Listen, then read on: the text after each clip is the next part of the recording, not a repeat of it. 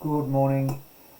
This is Chris with the number 1 support workers advice line. Today I'm going to talk about displays of integrity. So integrity's at the forefront of good practice and how you follow through with your job. What your job title, knowing your job title, being responsible and accountable to your job title and the job description, and being able to do that on your own, on one-on-one support.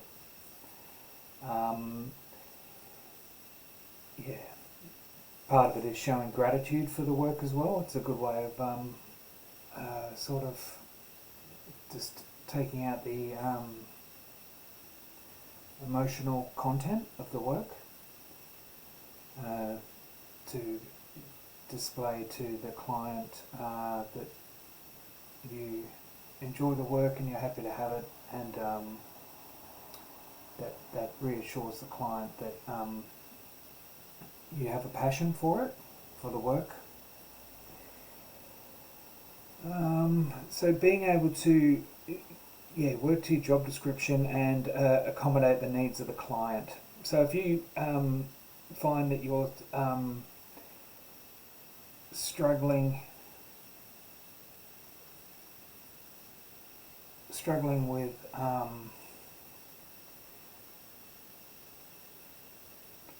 what your role description is, go back to the position description and then read that, and then just go and ask the client how they want that service delivered. So we show integrity for the client, and we develop a good relationship with the client,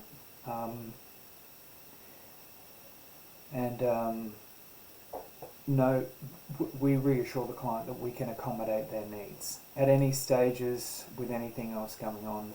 That's our job for our session.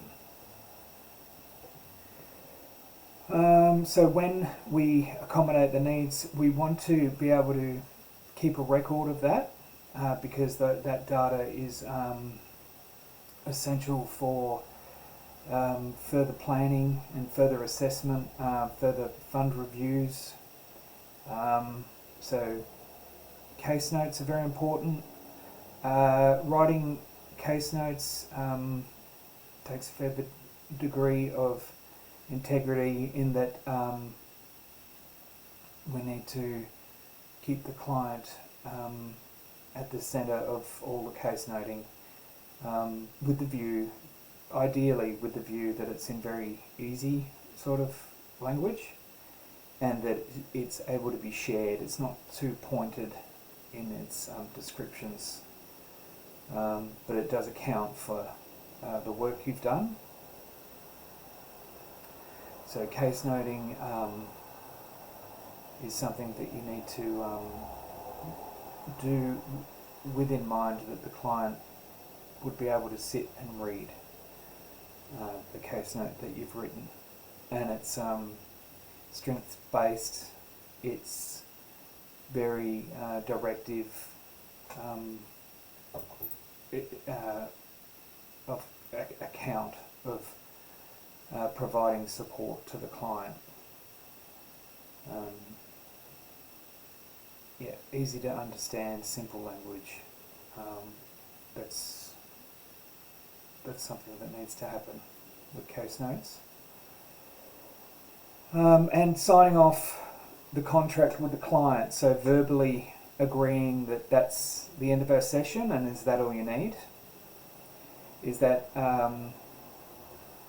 your wish for today, that this task was achieved in the hours that we have? A good way to keep it, once you get into a routine, you'll know the hours that you'll be able to keep, and you can reassure the client that you'll be back to provide those hours.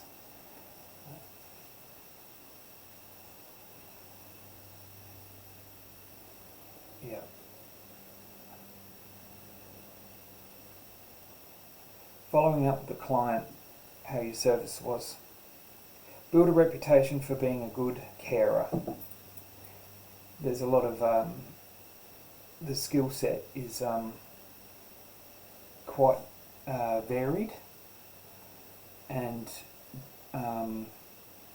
really interesting, and can tie different aspects can tie into each other with the skill sets.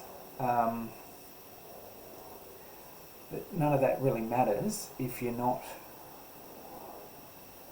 treating the client as you're pulling out all stops to treat the client as best to your ability, and communicate with the client, deal with their mood or their affect accordingly with professionalism, and that'll maintain the structure of the relationship, the professional relationships that are had from the service provider and the funding down. Try to get along with everybody in the work, because that's sometimes there can be a lot of work just backed onto one another, and it could be stressful.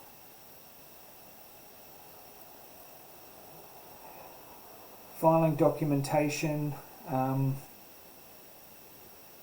So make sure that your documents are up to date, in order, and you can account for the last few years of outgoing spending, outgoing medication regimes. Just hang on to them. So really filing documentation that can be handed over in a very easy to understand package to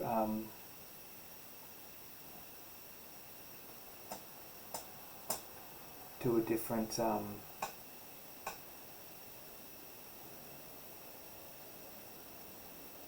different provider, if ever their needs had to be handled by someone else. Put me off. Contributing to team cohesion. So if you act with integrity, other people will see you doing that, and you'll be able to get good team structure, good communication, good trust levels. So you're on time. You make sure that you verbalise that you sign off on time as well to your teammates and workmates. Social health. I wanted to talk a bit about that. It's about the good aspects of cohesion out here in society. Really, it sets a premise for investigating the levels of cohesion, and how people get along, people's experience of one another in society. There is great scope to look into this.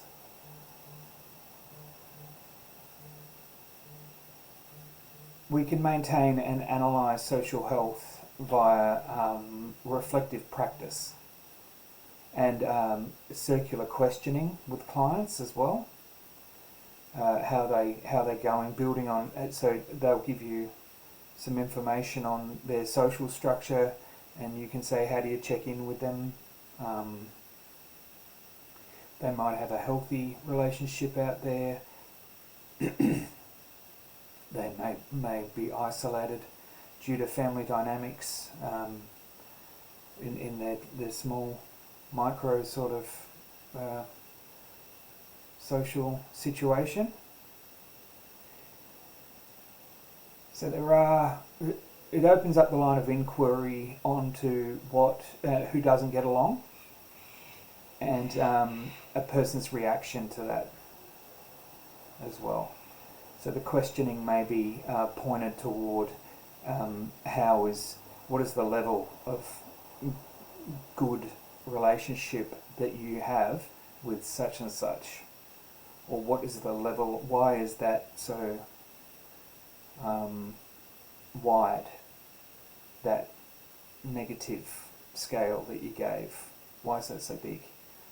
And then it opens up the conversation eventually on what is ailing the person, how their view was shaped, really. So if it's a primary caregiver or a parent, they can have a great impact on how people see the world. So gently checking in on dynamics. That's about, for me, that is about being able to ask how that relationship has been for many, many years, or what's their experience. Also, you can put an inanimate object in there as well. You can put an addiction in there. What's your relationship to your drinking problem or your agoraphobia, or what is your, how does that affect you, and what's your take on that? They're interesting things to open conversations with, and help the client to see things a little bit, maybe see the difference, and the difference in how they get along and what they can contribute.